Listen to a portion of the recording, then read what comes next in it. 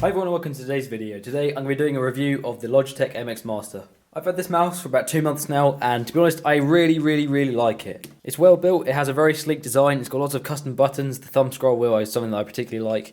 It has several different modes and settings for it on scrolling, and also it has some features on the bottom that I'll go over in a sec.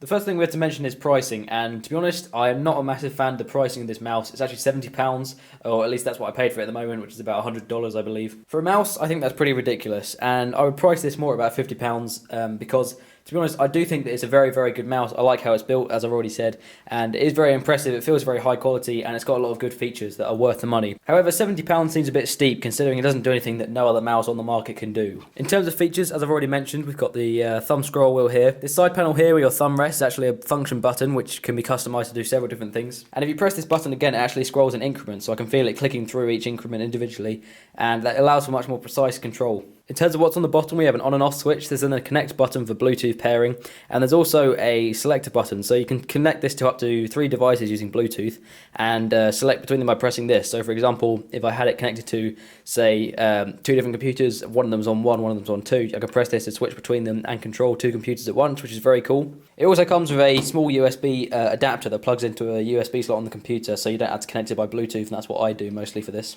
It also has these forward and backward buttons for internet browsing in your browser of choice, and they can control obviously the forward and backward on the web pages. In terms of packaging, I will admit that the Logitech MX Master does come in a very high quality package, and it feels very nice and sturdy and protected. So in here we have a magnetic box that opens, and inside it's well protected, and it comes with all the accessories and things that you would expect to come with it. Okay, so I'm just going to do a really quick example of the custom features with the Logitech Options app, and also show off how the different function buttons and stuff work. So if I just go into my applications and open Logitech Options, it should open any second now. Then you can instantly see that we have the different function buttons that we can see here. So we've got the switch between pages, forward and backward. You've also got the gesture button, the mode shift button, and the middle button, obviously the mouse wheel. Then we go to point and scroll. You have more manual control over the things like pointer speed, which is basically the DPI of the mouse. That's one thing that I don't like about this, is that it doesn't have a DPI button. I come from a gaming mouse, so I'm used to having a button that can kind of control the mouse sensitivity, whereas this doesn't have one. You have to increase it in the settings on your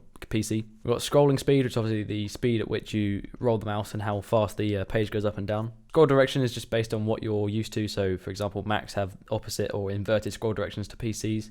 I'm on a Mac, so I'm used to natural. Smooth scrolling, I don't actually know what that does, so I've disabled it because I turned it on and couldn't really work out what it did, so I just got rid of it.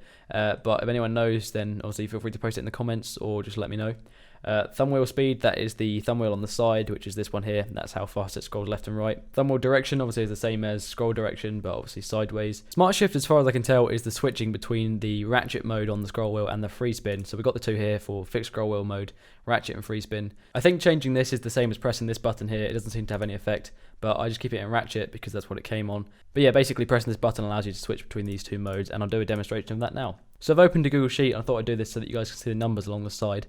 But basically, free spin, if I flick the mouse wheel now so you can hear it in the microphone, that's basically endlessly spinning. It gets stuck there, but you can pretty much do it forever. So you flick it with a certain sort of pressure or sensitivity, and it will just spin and spin and spin. So obviously it's relative to how fast you flick it. But if you do it relatively fast, it will just keep spinning for a really long time. Whereas in ratchet mode, if I press the middle button, you hear it there. You can actually hear it ratcheting through the different modes. So there's like increments that it flicks through, which is really cool, and I use that for doing sort of blender work and stuff, because it allows you to do very sort of controlled movements with the middle mouse wheel. Obviously the thumb wheel goes left and right like this, and also if you do it really far, you can actually go back completely with it, so it can like move between different windows, the same as using the forward and backward buttons.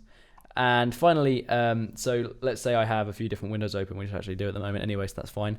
If you press the thumb rest, which is the like ergonomic thumb rest on the mouse, which is also a function button, it does this, which opens all the windows that you have currently. So for example, I've got Premiere Pro, Logitech Options, and my internet browser, and then between them you can switch between whatever window you want. So it's quite good for multitasking, because you can obviously switch between different windows very quickly. It's very useful.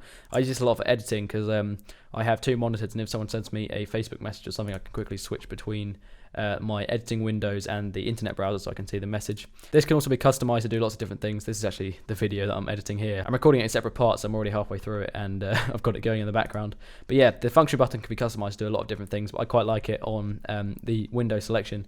I'm not sure if it does the same thing on PC. I haven't tested it, but I would imagine that that's the default, is sort of the multitasking window selection. Overall, I think I'd give this mouse an 8 out of 10. It's very, very comfy, very ergonomic. It feels great in your hand, very well built. It's got a lot of nice features, especially for people that do a lot of content creation like YouTube, because for editing, the thumb wheel is amazing, and the extra function buttons do make a lot of difference. It would be a 10 out of 10 if it was just on build quality, but I have to say that the price is a massive downside for me. I don't think it's worth the money that you get charged for it. I think it's worth probably about 20 quid less than that.